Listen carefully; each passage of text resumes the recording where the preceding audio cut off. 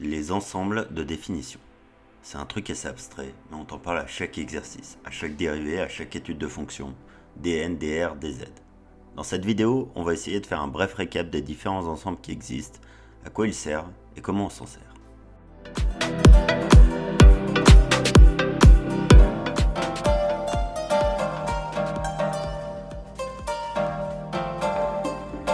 N, Z, D, Q, R ou même C. Tu as vu ces lettres dans les énoncés de tes exercices de maths, mais c'est un peu abstrait pour toi, t'es au bon endroit. Dans cette vidéo, on va regarder à quoi servent ces ensembles, quand est-ce qu'on s'en sert, et quels sont les pièges dans lesquels il ne faut pas tomber. On va y aller crescendo, et on va commencer par l'ensemble qu'on utilise tous au quotidien, celui des entiers naturels, que l'on écrit N. Alors, la double barre, c'est typique des écritures d'ensemble. Ça permet d'être très clair sur le fait qu'on parle bien d'un ensemble. Alors, N, c'est quoi comme ensemble? Les entiers naturels, c'est l'ensemble des entiers supérieurs ou égal à 0. Ça nous donne donc 0, 1, 2, 3, 4, etc. Mais dans nos exercices, on commence souvent à 1 et pas à 0. C'est plus simple, ça évite les confusions entre rang et valeur. Pour ça, on utilise n étoiles. Pareil que n, mais sans le 0. On va retrouver cette astuce pour tous nos ensembles. L'étoile signifie qu'on enlève le 0, ce qui est très pratique dès qu'on a une division pour éviter de diviser par 0. Alors, notre n étoile, il sert à quoi? Comme on l'a dit un peu avant, les entiers naturels positifs, ça sert à compter. Et il y a une discipline dans laquelle on passe notre temps à compter, c'est les suites.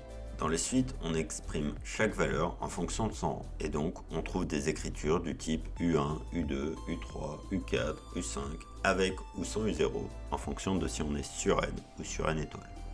On va passer assez vite sur les ensembles suivants pour s'attarder sur ceux qui servent vraiment. Les trois ensembles qui suivent, il faut les connaître, mais tu les verras moins souvent dans tes exos. Commençons par Z, l'ensemble des entiers relatifs. On est toujours sur les entiers, donc on va pouvoir compter comme sur N, 0, 1, 2, 3, 4, etc. Mais aussi dans les négatifs, c'est-à-dire que l'on va pouvoir compter moins 1, moins 2, moins 3, moins 4, etc. Le suivant, c'est l'ensemble des décimaux, que l'on écrit D. Lui, c'est l'ensemble des nombres décimaux. Jusque-là, on dit des évidences, mais des nombres décimaux avec un nombre de décimales fini. Par exemple, si je te dis 3 quarts, c'est 0,75. Après le 5, il n'y a plus que des zéros. On peut dire 0,750 ou 0,7500. C'est pareil, c'est que des zéros, donc ça compte plus. On dit que c'est un nombre à deux décimales. Donc on est dans les nombres décimaux. L'ensemble suivant, c'est celui des décimales infinies. On appelle l'ensemble des rationnels Q. La différence avec l'ensemble précédent, c'est qu'on va contenir en plus les nombres avec une infinité de décimales. Le seul critère sur les décimales, c'est qu'il faut qu'elles soient définies. C'est-à-dire que l'on sache exactement quels sont l'ensemble des décimales, même si c'est infini. On va prendre un exemple pour que ce soit plus clair, un tiers. Alors, ça s'écrit 0,333333333 avec une infinité de 3. Je connais donc toutes les décimales, même si elles sont infinies. Donc je suis dans Q. On passe maintenant au boss des ensembles, même si on verra tout à la fin qu'il y en a un encore plus gros. C'est l'ensemble des réels. Celui-là va tout regrouper. Les entiers, les nombres décimaux, les décimales infinies, mais aussi les décimales infinies aléatoires. On va prendre un exemple pour que ce soit plus clair. Racine de 2. Alors, racine de 2, je vous l'affiche, ça vaut 1,41, 42, etc. avec plein de chiffres. On trouve aucune logique dans les décimales de ce nombre. Et pas besoin d'essayer d'en trouver une cachée, il n'y en a juste aucune. On a la même chose pour pi, qui a aussi une infinité de décimales aléatoires, les réels.